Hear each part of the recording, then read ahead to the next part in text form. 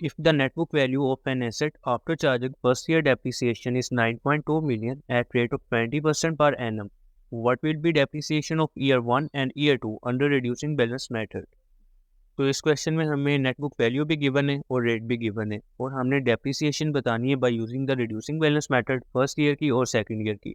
तो reducing balance method से depreciation जो फर्स्ट ईयर की फाइंड होगी वो तो नेट बुक वैल्यू पे नहीं फाइंड हो सकती ना, वो तो फाइंड होगी कॉस्ट पे। तो हमारे पास कॉस्ट गिवन नहीं है तो कॉस्ट हम फाइंड करेंगे नेट बुक वाले फार्मूले से, यानी कि net book value is equal to cost multiply 1 minus rate होता है। तो इस फार्मूले में हमें नेट बुक वैल्यू भी गिवन है, रेट भी गिवन है और हम कॉस्ट फाइंड कर सकते हैं। तो कैलकुलेटर पे वैल्यू पुट की तो हमारे पास आ गया 9.2 is equal to cost multiply 1 minus 20% जो कि हमें रेट गिवन है।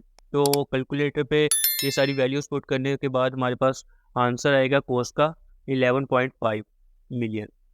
तो इसको हम एक तो फर्स्ट ईयर की डेप्रिसिएशन फाइंड करने के लिए ऐसे भी कर सकते हैं, कॉस्ट मल्टीप्लाई बाय रेट। तो 11.5 मिलियन मल्टीप्लाई बाय 20%, तो हमारे पास नेट बुक वैल्यू आ जाएगी 2.3 मिलियन।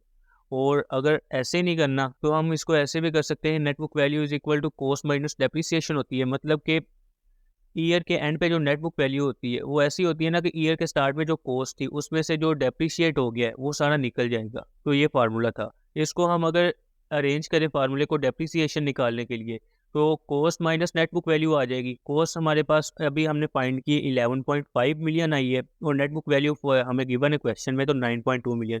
तो डेप्रिसिएशन फर्स्ट ईयर में 2.3 मिलियन हो जाएगी। ओके, और सेकेंड ईयर की फाइंड करनी है तो सेकेंड ईयर के लिए उसने हमें नेट बुक वैल्यू दी है और 9.2 मिलियन दी है और हमने डेप्रिसिएशन फाइंड करनी है। तो जो डेप्रिसिएशन रिड्यूसिंग बैलेंस मेथड से लगेगी वो नेट बुक वैल्यू पे ही लगेगी सेकंड ईयर के लिए। तो वो क्या गिवन है हमारे पास 9.2 मिलियन नेट बुक वैल्यू और रेट हमारे पास है 20%। तो 9.2 million multiply by 20% is equal to depreciation which is equal to 1.84 million. तो सेकंड ईयर की डेप्रिसिएशन ये आ गई। तो फर्स्ट ईयर की डेप्रिसिएशन 2.3 मिलियन और सेकंड ईयर की depreciation 1.84 million.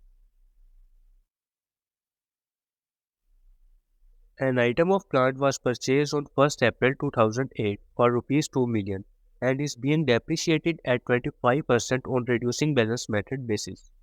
What would be its residual value after its useful life of 5 years? तो इस क्वेश्चन में हमें परचेज प्राइस गिवन है, उसने रेट बता दिया है कि 25% है और रिड्यूसिंग बैलेंस मेथड यूज़ करना है और हमने रेजिडुअल वैल्यू बतानी है उसकी यूज़फुल लाइफ के बाद। तो जब यूज़फुल लाइफ पूरी हो जाएगी तो उसके बाद उसकी रिमेनिंग वैल्यू जो होगी ना एसेट की वो हमने बतानी है। तो जो रिमेनिंग होगी वो नेट बुक वैल्यू होगी at the end of 5 year. तो वो हमने बतानी है तो उसके लिए हम नेट बुक वैल्यू का फार्मूला लगाएंगे। Net book value is equal to cost multiply 1 minus rate whole की पावर एन। तो एन है यूज़फुल लाइफ जो हमारे पास 5 है और एसिड हमने कितने का लिया था 20 लाख का और 1 माइनस 25% रेट है और उसकी यूज़फुल लाइफ लग गई 5।